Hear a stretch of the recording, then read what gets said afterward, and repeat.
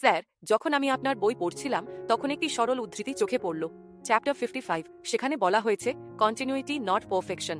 এখন এটি খুবই সহজ একটি বাক্য, কিন্তু যখন আমি এটি পড়লাম তখন এটি আমাকে অনেকটাই বিভ্রান্ত করল, কারণ এটি আমার সেই সমস্ত বিশ্বাসের বিপরীতে গেল যেগুলোকে আমি নিজেকে জোর করে মানতে বাধ্য করছিলাম। আমি জীবনের প্রতিটি ক্ষেত্রে পারফেকশনের জন্য লড়াই করি, তো সেটা শখ হোক বা পড়াশোনা। আমাকে ভালো হতেই হবে, আমাকে নিখুঁত হতেই হবে, আর আমি আমার নিজের জন্য অবাস্তব মানদণ্ড তৈরি করি। এখন আমরা যেখানে দাঁড়িয়ে আছি, এখানে আমাদের মধ্যে কতজন সত্যিই ইমপারফেক্ট? আমিও একজন। তাহলে পারফেকশন বলতে কি বোঝায়?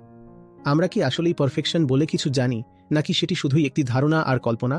আর আছে ইমপারফেকশন, যা হলো আমাদের শ্বাস, আমাদের দৈনন্দিন জীবন, আমাদের চলাফেরা, আমাদের চিন্তা, আমাদের অনুভূতি, আমাদের কর্ম। আমরা জানি ইমপারফেকশন কেমন দেখতে হয়, তাই না? ইমপারফেকশন দেখতে ঠিক আয়নাতে ফুটে ওঠা মুখের মতো।